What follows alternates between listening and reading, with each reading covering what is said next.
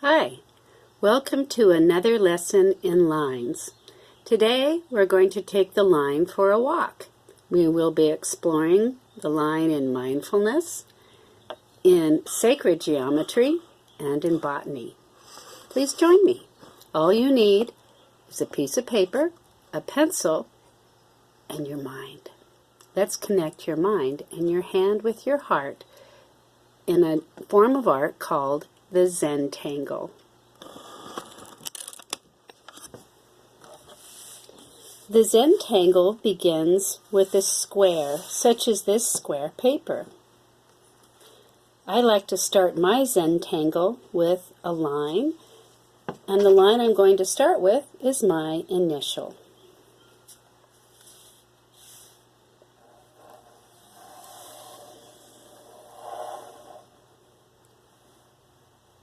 From there, I'm going to continue my line and just take it for a walk till it has filled the space of my square.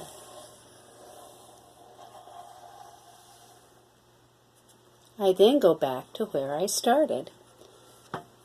The people that do Zentangle call this the string. Notice by taking my line for a walk and overlapping the strings, I have created little spaces. Now for the mindfulness and creativity part. Fill these little spaces with designs.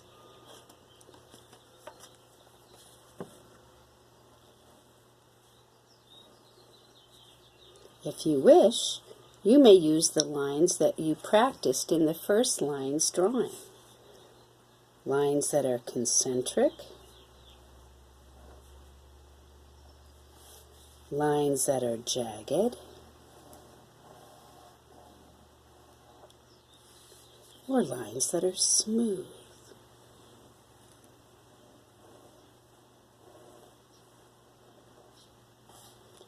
When you're done decorating your spaces, you can add color. This is just the beginning of a Zentangle that may take a long time before I know it's done. For instance, here is a Zentangle made with the letter E. Can you find the letter E in here? Here's another Zentangle made from the letter G. Once you've completed your design, you can take your colored pencils. I am designing a Zentangle card for each child in my classroom. Be looking for yours to arrive someday. I'd now like to take my line from mindfulness to botany. In this lesson, we're going to learn about drawing with a contour line to show something from the plant. Today, I have a fruit. It does not look like the fruit you might be used to seeing, but this is the swollen ovary of a rose. And inside of this swollen ovary are the seeds. When a plant does this as a way of protecting its seeds, we call this the fruit. And in the case of a rose, the rose's fruit is called a rose hip. Very good dried and in tea, provides lots of vitamin C. First, I'm just going to look at this and draw what do I think it looks like. I'm really not paying much attention to what I see, just what's inside of my head. So I've got a long piece here and kind of an oval shape there, and then some things coming off the top. Maybe my idea looks like this. Similar, but not very accurate. I'm going to try drawing it a different way. This time I'm going to outline it. As I hold it here on my paper, I'm just going to trace around the object.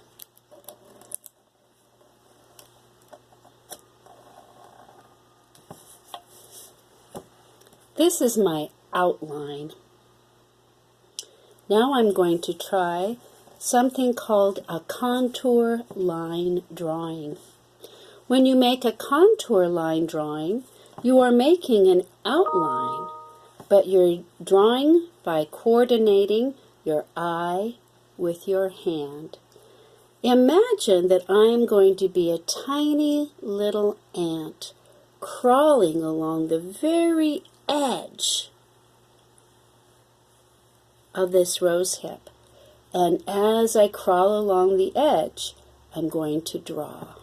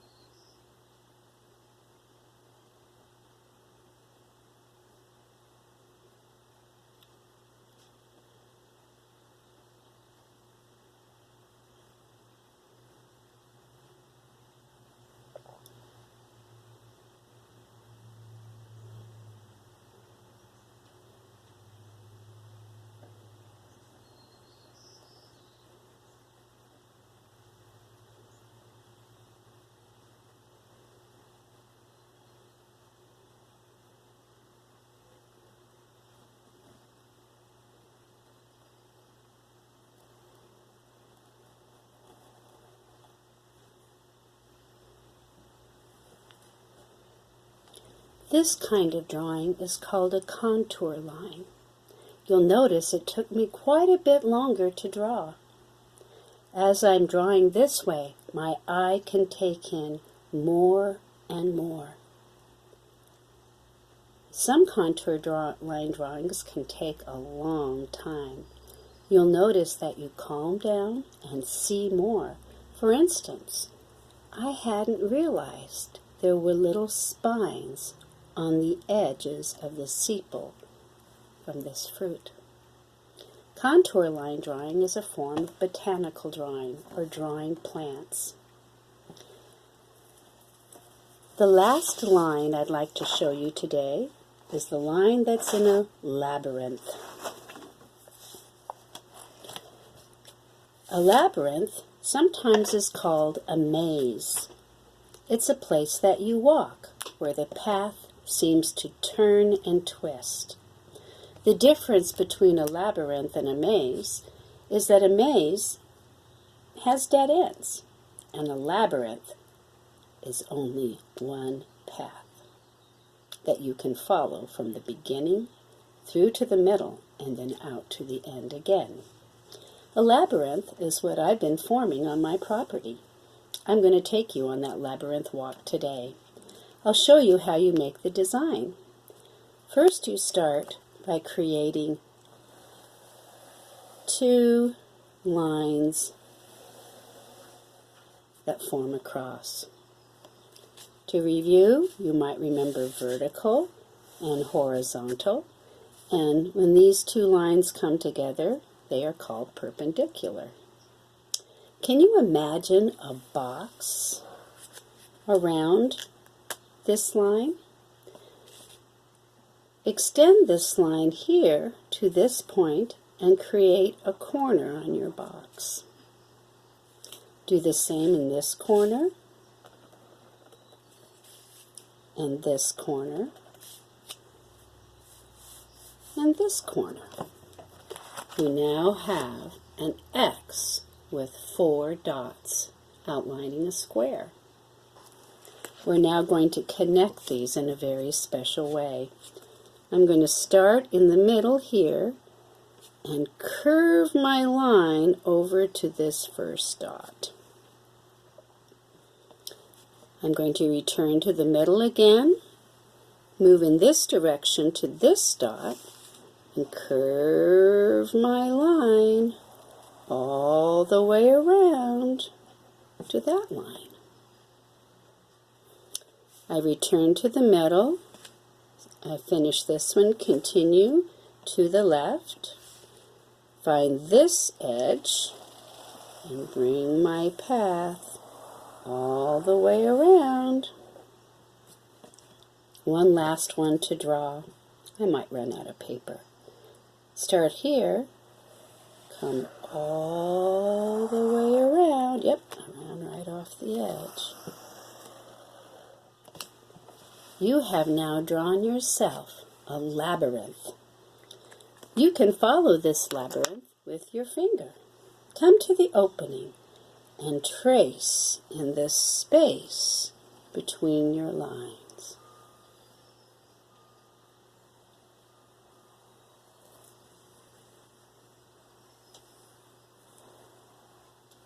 I'm in the middle.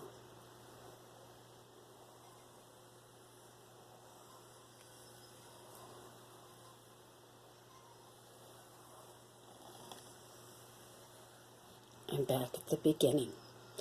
I'm now going to ask you to join me as I take you on a walk in a labyrinth on my property.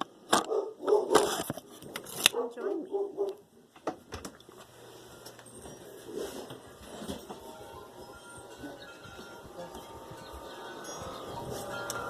The best way to walk a labyrinth is barefoot.